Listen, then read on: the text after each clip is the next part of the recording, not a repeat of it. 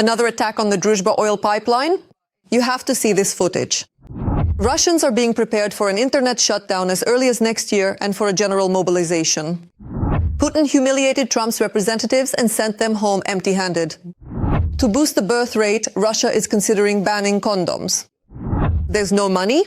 Russia has halted construction of the much-hyped railway to China. General Zaluzhnyi has returned to Kyiv from London. The real reason has become known. Kadyrov has lost close officers. New details have emerged about the attack on the Akhmat base in Chechnya. No more weapons for Ukraine. A sensational statement from Trump after negotiations in Moscow. Hello, my name is Ekaterina Nestorenko, and right now I'll tell you the main news. But first, please like this video and subscribe to our channel so we don't lose touch with you. Here on the vast expanses of YouTube. And now, for your attention, some very, very beautiful footage. Once again, the Russian Druzhba oil pipeline is burning and blazing. According to RBC, citing sources in the GUR, the pipeline was blown up. On December 1st, near the settlement of Kazinskie Veselki, on the Dokonrok-Lipetsk section of the oil pipeline. We hope that sooner or later drones will finally put an end to Druzhba. But that's not all. Last night, friendly drones lit things up at the oil refinery in Dmitrievka. The blow was taken by a subsidiary of Rusneft, Tambov oil product. Incidentally, this is the second Rosneft enterprise in 2 days that drones have visited. The day before, drones struck an oil depot in the city of Livny in the Oryol region. This is already burning with chemicals. I don't know what this is. Oh, really? You see, it's blazing.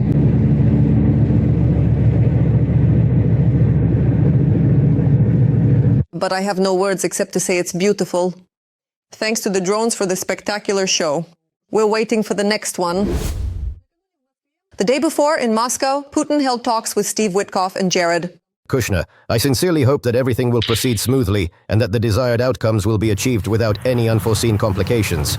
You were able to truly see and experience it. Yes, it's an absolutely amazing, incredibly vibrant and truly magnificent city, full of history and charm. Thank you. But before we talk about the results, we want to tell you how they were prepared for. Obviously, to appear more convincing to the Americans, Putin made a number of interesting statements a few hours before the meeting. For example, about Russia's readiness to go to war with Europe. We are not going to fight with Europe. I've said this 100 times already. But if Europe suddenly wants to fight us and starts, we are ready right now. Putin also issued his usual threats against Ukraine. The dictator spoke about his intention to cut Ukraine off from the sea in response to attacks on Russian ports. If this continues, we will consider the possibility, I'm not saying we will do it, but we will consider the possibility of retaliatory measures against the ships of those countries that help Ukraine carry out these operations, these active operations. Well, the most radical way is to cut Ukraine off from the sea. It would be impossible to carry out the operation at all. He also added that Europe's proposals for a peace plan do not satisfy Russia, they are unacceptable. And that it is Europe that is preventing the American president's administration from achieving peace in Ukraine. But still out of his own generosity. He will allow Europe to join the negotiation process if they are ready to take into account the realities on the front lines. They are on the side of war. And even when they supposedly try to make some minor superficial changes to Trump's original proposal, we can clearly and unequivocally see this. All these proposed changes are exclusively aimed at just one singular overarching thing, at completely and utterly blocking the entire comprehensive peace process altogether, thereby preventing any progress. To put forward demands that are absolutely unacceptable for Russia, they understand this and thus later blame Russia for it. The collapse of this peace process. And while Putin was making all these statements, they were waiting for him. The dictator was 3 hours late for the meeting with the Americans. And after this, Trump will say that Putin respects him. In short, various publications began to write that this meeting ended with nothing. They talked for a long time, almost 5 hours, but it was fruitless. And after this meeting, Witkoff and Kushner were supposed to go to Europe for negotiations with Zelensky. But they didn't go, because the Kremlin asked them to go straight home and deliver Putin's response to Trump. Therefore, the meeting with Zelensky was cancelled. The Ukrainian president, for his part, also managed to make several important statements about the peace process and the meeting in Moscow. We will receive certain signals. If the signals work out, if it's fair play with our partners, then maybe we will meet with the American delegation very soon. At what level, we'll see, depending on the signals. If the signals allow for the possibility and chance of making global but swift decisions, then the level will be higher. I am ready to receive all signals, ready to meet with President Trump. Regarding a truly peaceful agreement, Zelensky emphasized that it still needs to be refined, but the main thing is that it must be fair for Ukraine. But if we move away from official statements, there is one interesting point. Financial Times journalist Christopher Miller noted a significant contrast. Witkov's mood and appearance during meetings with Ukrainians and Russians. At the meeting with Ukrainians in Miami, Witkov was unshaven, tense and distant, did not smile, and avoided eye contact. Next to Putin in Moscow, he was clean-shaven, smiling, and had a look of sympathy in his eyes. He also mentioned that he had a wonderful walk around Moscow, calling it a majestic city. According to some media reports, 3 fundamental demands from Putin were presented to Trump's representatives in the Kremlin. Donbass, a reduction of the Ukrainian Armed Forces weaponry, and international recognition by the US and Europe of the territories seized by Russia. After the meeting in the Kremlin, Peskov stated that the negotiations were successful. Moscow is not dismissing Trump's plan, but the negotiation process requires silence. Therefore, no details will be provided. What do you think about this? Is Ukraine really being slowly prepared for capitulation? Share your thoughts below this video. Reading the comments under previous episodes, I see that many of our viewers are from Kazakhstan, Moldova, Europe, and even the USA. We, Ukrainians, are very grateful for your support and proud to have such reasonable viewers. Leave a comment under this episode as well. Let us know where you're watching from and whether people around you support our fight against the empire of evil. I always enjoy reading your comments, and in the meantime, we continue. The most interesting part is coming up next. Now let's talk about the situation at the front. 1,000 Ukrainian soldiers have been surrounded in Mirnohrad and are asking for help. This was reported by Bild, citing one of the soldiers. Honestly, the situation is critical. Logistics are carried out exclusively by drones and ground robotics. Even delivering food is problematic. Either the contingent needs to be withdrawn from Mirnohrad or stable logistics must be ensured. Get us out of here or supply us. Otherwise, the city's defenders will remain there forever. He confirms Deep State's reports about the presence of Russian forces in the areas where logistics are taking place. That's why, when trying to rotate, the fighters end up engaging in close combat with the Russians. They do not retreat. According to him, the defenders of Mirnohrad are running out of ammunition. Let us recall that earlier, Bild reported the loss of Pokrovsk, which the General Staff of the Armed Forces of Ukraine did not confirm. At the same time, the Deep State portal reports that the Russian Federation is still advancing toward Pokrovsk. The enemy has occupied Balagan, Sladkoye, and Zatyshe, and has also advanced in Pokrovsk near Novoekonomichne and Huliai Pole.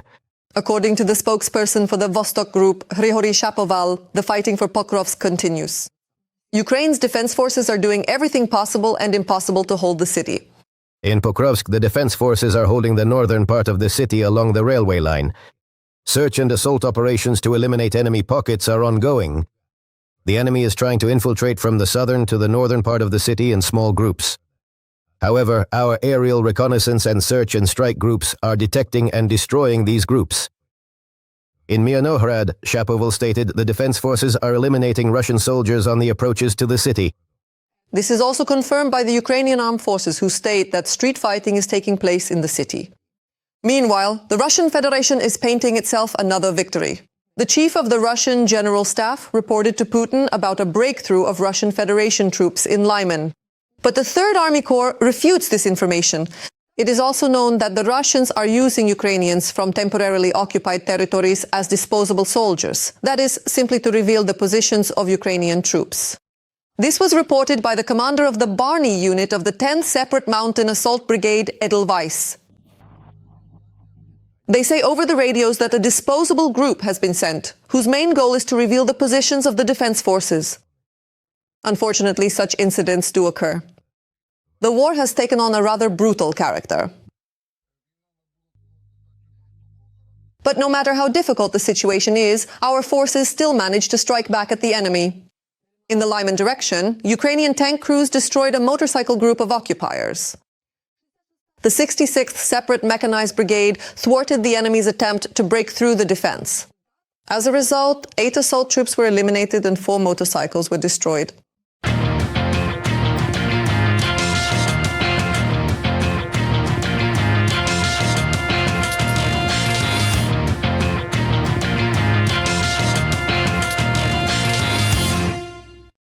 Thanks to the defense forces, and don't forget to support them, because as they say, it's not the military who need weapons at the front, it's us who need them to have those weapons. The head of the Russian Armed Forces General Staff reported to Putin about taking control of Ukrainian cities, Pokrovsk and Vovchansk. In Kyiv, they say that fighting for the settlements continues, despite the advance of the Russian army. More details about what is happening on the line of contact in our military review. On the eve of the visit of US President Donald Trump's special envoy Steve Witkoff, the Kremlin dictator started to Putin, on the first day of winter, allegedly visited one of the Russian army's command posts and announced his intention to create a security zone along the border with Ukraine in the area of responsibility of the North Group. Putin doesn't know, Russians don't know. Where is Vovchansk here? Is it Kupiansk and Vovchansk? Is that one city or are they different? And Pokrovsk, Komsomolsk and Krasnogvardeysk, are those the same or different? No, they don't care. They fed Vitkov the story that now we're going to take Pokrovsk along with Kupiansk. At the meeting with the American delegation, our military came and said, here's the map, look, this is Pokrovsk. This is Kupiansk. Nope, they lied to you. He comes to Moscow and Putin tells him, sorry bro. Well, not Kupiansk, but Vovchansk, but they took it. The chief of the General Staff of the occupying army, Valery Gerasimov, reported to Putin about the alleged liberation of the city of Krasnoarmysk. That's what Russians call the Ukrainian Pokrovsk and Vovchansk in the Kharkiv region. This information has already been refuted by the Ukrainian side. We can say that Putin wants to present a victorious victory that in reality does not exist. Since he lied about Russian troops capturing Pokrovsk, he constantly lies about Kupiansk, where the situation is actually unfolding not in favor of the Russian army. And this needs to be especially noted. There, we are driving the enemy out of that city. Why did he claim Pokrovsk, the capture of Pokrovsk? Because what happened there was yet another flag planting stunt. Under the cover of fog, Russian troops set up their flag there and took a picture of it. They posted it on social media. Well, basically, this went up the chain and gave Putin grounds to claim that Pokrovsk had been taken. Well, then, of course, the flag was taken down, but as they say, the information had already gotten out. The occupiers also made a statement about an offensive in the Dnipropetrovsk region and the start of an operation to liberate Huliaipol. In response to our reinforcement in the north, the enemy is bringing in additional reserves. Obviously, those are already... The brigades they are bringing in are the ones that were supposed to be in the second echelon to exploit success. This means their reserves are not unlimited. According to Deep State, the Russian army has advanced in Pokrovsk and near Mirnohrad. There was also a breakthrough in Stepnohirsk in the Zaporizhia direction. Yesterday, the head of the Russian General Staff, Gerasimov, stated that Stepnohirsk is encircled. As I understand it, Putin is constantly being misinformed by his own generals about the rapid situation at the front. They embellish the situation, claim territories on credit, but then basically it turns out that the enemy is already launching their own attacks, trying to make reality fit their reports. Upon returning to the Kremlin, Putin demonstratively held another meeting with the governor of the Kursk region. They discussed the resettlement of people from the border regions of the Kursk region. This kind of disinformation, yes, it certainly might be tied to Vitkova's visit. Of course, this will be fed into his ear. I'm very afraid that this will then go further to Washington and result in yet another round of pressure on Ukraine. You could end up losing Donbass as well, since Putin has taken Pokrovsk in quotes, taken Kupiansk in quotes, and then you'll keep losing more territory. That's why you should accept the terms of the peace agreement being offered to you, because otherwise things will only get worse. Despite the lull in the information space, actual fighting continues in the Sumy direction. The scale of the confrontation there is smaller because the Russians have redeployed their main forces to those same marine brigades. They need them badly near Pokrovsk and in the Konstantinivka direction. But we too have been forced to reduce the number of our own forces. In Kherson, the Russian army is still fighting against the civilian population. There, the occupiers hunt down every unarmed person who can't escape from a drone or a Kabi bomb. I never cease to admire the courage and heroism of Ukrainian soldiers. They are holding the front and standing up to a huge horde that vastly outnumbers them. That's why I urge you to support the armed forces of Ukraine, and if you can't do so financially, write them a word of encouragement in the comments. I know they're watching us. They're watching. Every voice matters. Join our community, support independent journalism, and help us bring you the truth from Ukraine. Become a member of Ukraine Today. Join us now. There's a new addition to the list of Russia's helpers. An Uzbek chemical plant is helping the Kremlin produce Iskander ballistic missiles. It is from there that Russia imports fuel components for the missiles. According to a study by the Ukrainian Economic Security Council, we're talking about ammonium perchlorate, which Russia cannot produce in sufficient quantities, without imported sodium chlorate. Alongside Uzbekistan, the largest supplier is China. The key suppliers of this substance in 2024 to 2025 were China and Uzbekistan, which sent products worth more than $36 million to Russia. The Uzbek Fargo plant plays a central role in these deliveries. It belongs to Azot, a company owned by the Singapore-based Indorama, which was acquired in 2024 for $140 million. Last year, the plant exported nearly $11.5 million worth of sodium chlorate to Russia, and in the first half of 2025, almost another $7 million worth. Let me also add here that sodium chlorate is on the sanctions list as a substance that supports Russia's industrial capabilities. But neither the Uzbek nor the Chinese companies selling to Russia are under sanctions. And a few more words about China. When it comes to military cooperation with Russia, everything is going well for them. But in the transport sector, there are problems. The much-publicized railway project from Russia to China has been scrapped. And that's all because there's no money. The government deemed it unfeasible to build the North Siberian Railway, including the sections from Nizhnevartovsk to Bely Yar and from Tashtagol to Urumqi in China. According to a source from Kommersant, Deputy Prime Minister Vitaly Savelyev reported this in a letter to Russian President Vladimir Putin. According to the publication's interlocutor, the decision to abandon the project was made because of its high cost. He explained that the construction costs are estimated at 50 trillion rubles, primarily due to difficult geological conditions. I wonder at what stage the money ran out. Work on the project had been underway since 2008. And even without the railway, Russians still have no trouble getting to China. What helps them with that? The previously signed visa-free agreement. And Russian tourists aren't just coming to see the country, they've practically, as reports say, taken over the Chinese resort of Sanya. Well, of course, it's not like they should only be exploring North Korean resorts. I wonder which China-Russia project will collapse next. And now about bans. Not only condoms, but also the internet will be banned in Russia. That same Kremlin mouthpiece, citing Kremlin ideologue Alexander Dugin, writes that the internet in Russia will be gone as early as April, because this year there simply will not be a 2026. But there's another important event awaiting Russians this spring. According to Dugin, before the internet is shut down, a total mobilization will begin. According to information I received from very well-informed people, a strict internet shutdown will happen in April 2026. Total mobilization is supposed to start in March. The war itself will become even more total. And in such a situation, shutting down the internet is simply necessary. A completely open internet will be harmful for any Russian. Given Russia's desire to wage war, mobilization is an expected step. And as for the internet, sources in the Russian government have confirmed the information from the snuff box. But you have to admit, it's interesting that mobilization and the internet shutdown coincide in time. Now, about the ban on condoms. The movement to increase the birth rate in the Russian Federation has gone further than anyone expected. In Russia, they really do plan to go all the way, to completely ban those very condoms. The most important direction, the state's main effort, is supporting families and increasing the birth rate. Already next year, it is necessary to create conditions to reverse the demographic situation. Understanding that this is a very difficult task.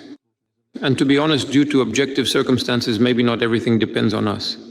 But we need to do everything that depends on us, so that in the future we can achieve a steady increase in the birth rate in our country.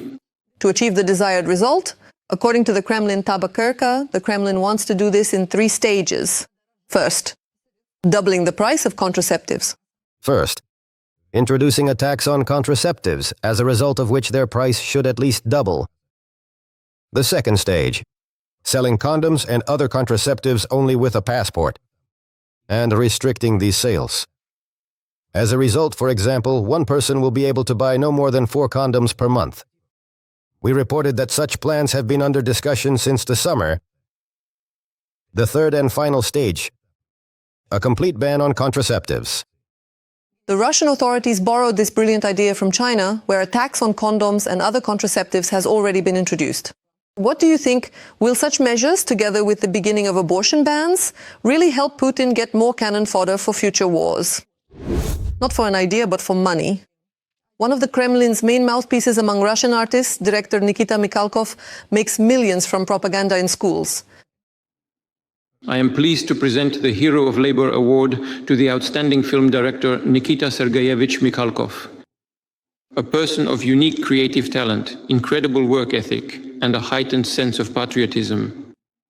For decades, every project by Nikita Sergeyevich, be it a film, a TV program, a role, or a stage production, has been a landmark event in Russian culture and the public life of our country. We're talking about earning money from showing clips of old episodes of the Besogun project in schools during the Conversations About Important Things lessons. As the Anti-Corruption Foundation found out, the Russian Ministry of Education pays Mikhalkov 350,000 rubles for each fragment. And to clarify, these fragments are just a few minutes long. But even for those few minutes, Mikhalkov received about 10 million rubles. For these 1.5-minute fragments of shows, which are already freely available on the internet, our great director gets paid. With budget money from a subsidiary of the Ministry of Education. For each of these mini clips shown in class, Mikhalkov receives 350,000 rubles. In just 2 months of 2024, 4 such fragments were shown during the Conversations About Important Things. And so, Mikhalkov's company, LLC Besogun, received 1.4 million rubles accordingly. That's truly luxurious. Besogun is used not only in schools but also in the army for education. They sat the soldiers down, showed them an episode and discussed it. That's how Deputy Minister of Defense Kartapolov described watching Besogun. Just like in schools. And again, not for free. In 2024, Mikhalkov received 560,000 rubles from a structure of the Ministry of Defense. If you add in the payments for his individual videos, for lessons about important topics and his speeches at various forums, it adds up to a decent sum for Kremlin patriotism. No more weapons or money for Ukraine from the USA. Donald Trump made this statement about the money. We are no longer participating in the war financially. Biden handed out $350 billion like candy. I'm not handing anything out. Trump emphasized that the US only sells weapons to NATO, but is still trying to resolve the war. And Trump also said the following: "If I had been president in 2022, this war would not have happened." But this phrase seems new, or at least he doesn't use it that often. I've resolved 8 wars. This will be the 9th. However, at the same time, while Trump is thinking about how else to resolve the war, the US has suspended deliveries of certain types of weapons to Ukraine. This was reported by The Atlantic, citing a German general. But it's important to add that this has not been officially announced. In addition, there is also some good news for us. NATO has a plan B in case the current peace efforts regarding Ukraine fail.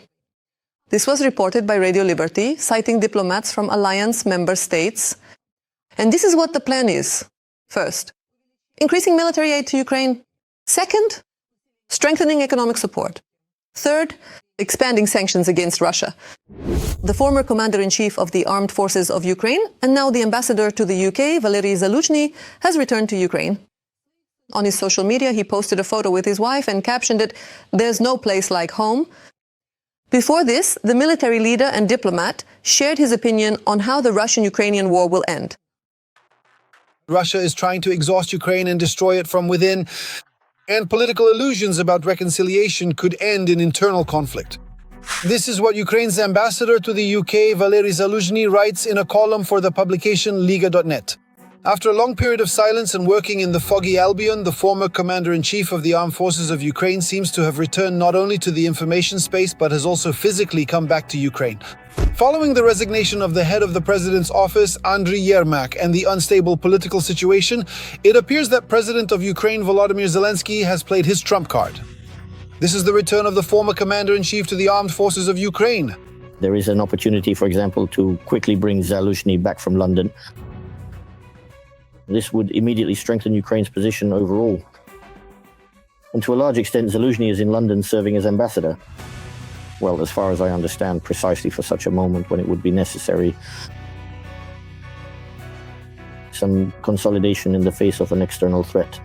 And the external threat here lies precisely in the instability of the United States' position regarding this war, since their stance is wavering. In a recently published column by Liga.net, Zaluzhnyi also notes that a quick peace would definitely mean only a crushing defeat and the loss of independence. He proposes to focus on the idea of a ceasefire. As for final peace agreements with Russia, in his opinion, they are only possible if there are 100% security guarantees. Such security guarantees could be Ukraine joining NATO, the deployment of nuclear weapons on Ukrainian territory, or the stationing of a large military contingent capable of countering Russia. However, this is not being discussed today, and given the technological and doctrinal unpreparedness of any NATO member country or any other country, except for Russia, Ukraine, and China, this issue fundamentally cannot be considered. After the Russian Federation failed to physically conquer Ukraine, ex-Glovcom, I am sure that in the Kremlin, besides the military component, they have focused on undermining Ukrainian society from within. The so-called strategy of attrition. The strategy of attrition has its own decisive blow. And if for the enemy this means bringing the country to collapse due to military actions, political and economic situations, then what is the decisive blow in this situation? If we recall history, the answer is obvious. It's civil war. Yes, that's exactly what it is. The decisive blow that Russia systematically seeks to achieve, the implementation of the strategy of attrition. According to Zaluzhnyi, freezing the conflict along the front line is currently one of the most likely scenarios for ending the war. But the peace will be short-lived. The intermediate stage may involve freezing hostilities along the front line, which I consider to be perhaps the most likely scenario, whether anyone likes it or not. These are the objective realities that are taking shape both on the battlefield and in economic, social, and political terms. The return of the pledged Ukraine and its article is definitely a signal to Ukrainian society and the whole world that the struggle on both the diplomatic and military fronts continues, and no one will agree to Russia's terms. These were very tense days leading up to the blackout. The authority, Taganrog and Chechnya are in flames. More details about the successes of the Ukrainian Armed Forces on Russian territory in our report. Russia is in flames and in darkness. There is a blackout in the Moscow region. Dozens of residential buildings have been left without power. There's just no electricity at all. Something is burning in one place, and here there isn't a single one. This is not the first time Russians have been left sitting in complete darkness. A month ago, there was a massive power outage in the Moscow region.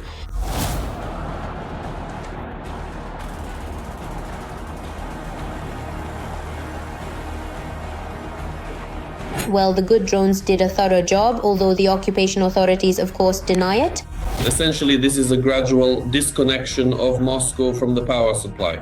This won't happen today or tomorrow or even in a week. Perhaps, unfortunately, not even by New Year's. But considering that Ukraine is scaling up its raids across the territory of the Russian Federation, just look at how many Ukrainian drones are now flying into Russia. There was nothing like this in 2022 or 2023, and not in 2024 either, but... Now it's already good morning in the Krasnodar region. Local residents are reporting explosions in Tuapse. The Ilsky oil refinery and one of the local ports may have been hit.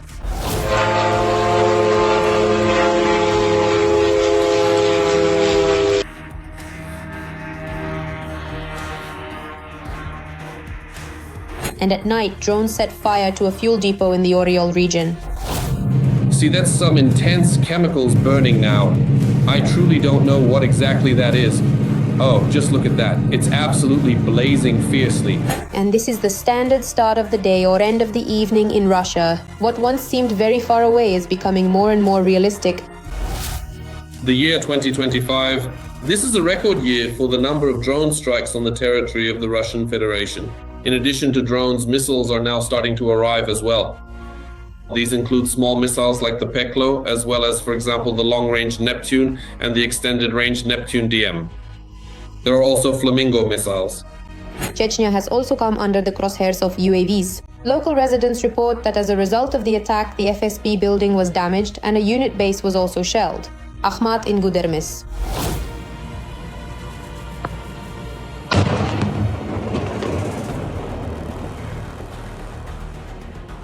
This is a certain significant element, a powerful and influential power element, which consistently plays its crucial role and firmly occupies its designated place within the intricate Russian hierarchy.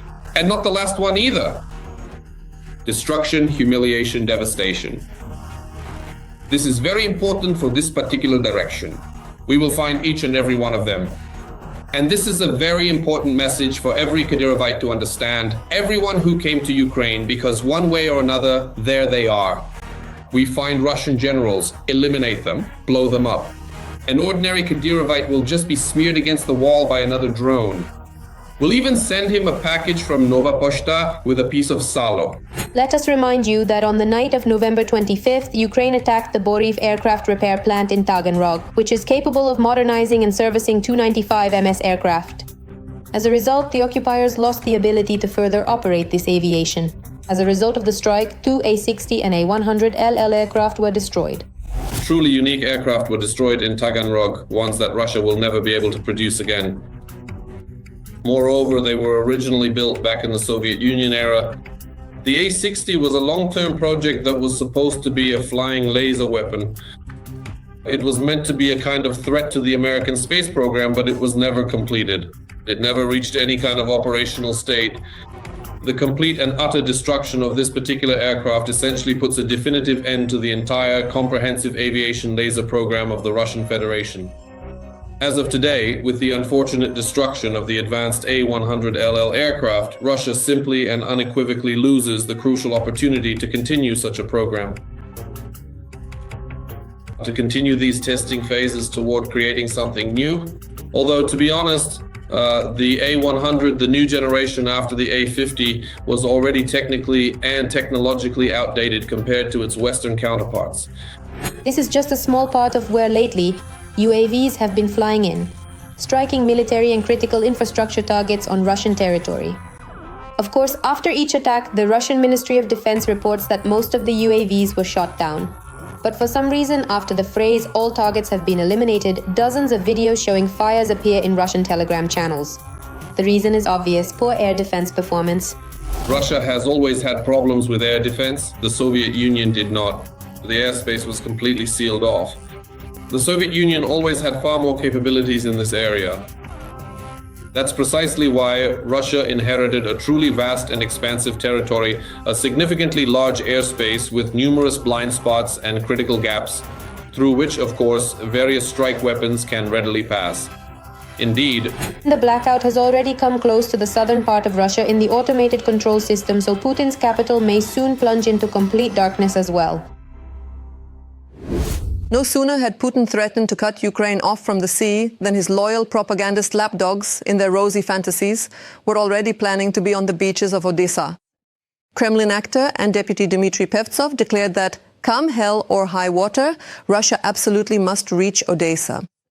No, I think we simply need to go as far as we must to our cities, Kyiv, Poltava, Odesa, Mykolaiv, so that in the end we can travel to Odesa, relax on the beach and swim. And that's exactly how this issue will be resolved. Don't get your hopes up, sir. How do you like our news? Let us know what we should change to become better. We will definitely take it into account. In the meantime, please like this video to support what we do, and be sure to subscribe to our channel, Ukraine Today, so you don't miss future episodes. See you soon.